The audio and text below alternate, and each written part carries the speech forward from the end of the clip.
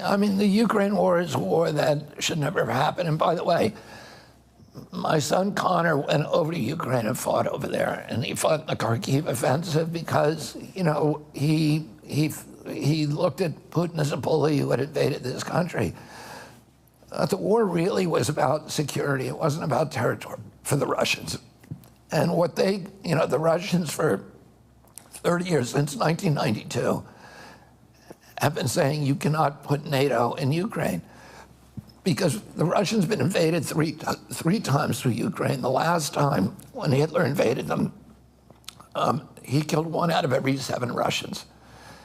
So they have a legitimate security concern. Also, we walked away from, in the last 6 years, from 2 nuclear weapons missile treaties, 2 intermediate nuclear treaties that prevented us, prior to that, from putting missiles in Europe that could hit Moscow. So then we you know, let me go back a little. In 1992, when the Soviets disbanded the Soviet Union, when Gorbachev disbanded it, he allowed us to unite Germany under East and West Germany under a NATO army. They moved out the Russian army, the Red Army, 450,000 troops, but the one promise he extracted, he said, you have to promise me that you will not move NATO to the east. James Baker, President Bush, John Major, all said in England, all said we will not move it 1 inch to the east, famously. And since then, we've moved it 1,000 miles to the east and into 14 countries. And the one thing they said is you can't put it in Ukraine. And that's what precipitated this war. We went in there in 2014. We overthrew the government, the elected government of Ukraine, put in a government that would invite NATO in, and the Russians responded. And the Russians asked for a peace treaty. We negotiated one. France, Germany negotiated the Minsk Accords.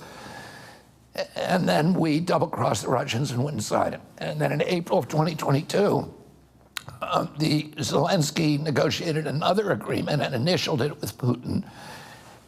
And Putin was withdrawing his troops, and President Biden sent Boris Johnson, the former Prime Minister of England, to Kiev to force Zelensky to tear up that agreement. And since then, 600,000 kids have died. And if that agreement if they just left it alone, Donbass and Lugansk would still be part of Ukraine, and all of those mineral wealth, and we wanted the war.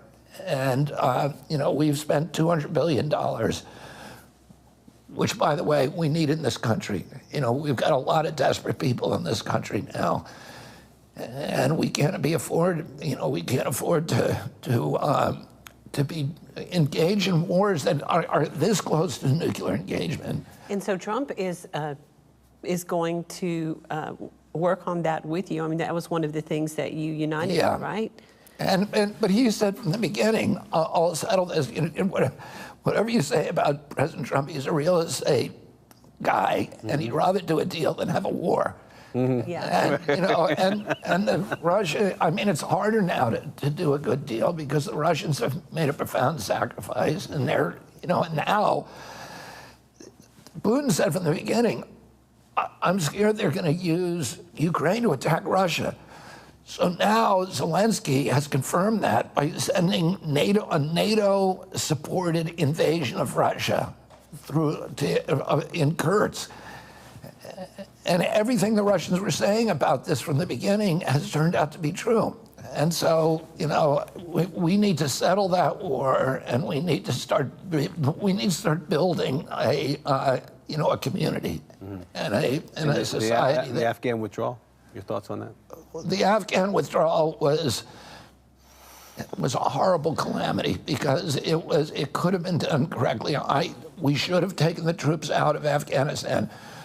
You could do that in a way that was, it was politically driven by a date that was impossible for the army to comply with, for the military to comply with. And as a result of that, you had, I think, 37 military personnel were, lost their lives. Mm-hmm. And none of that should have happened. And all the equipment that was left behind. Oh, yeah, we left an entire army of equipment which is now being used against us. Wow, wow.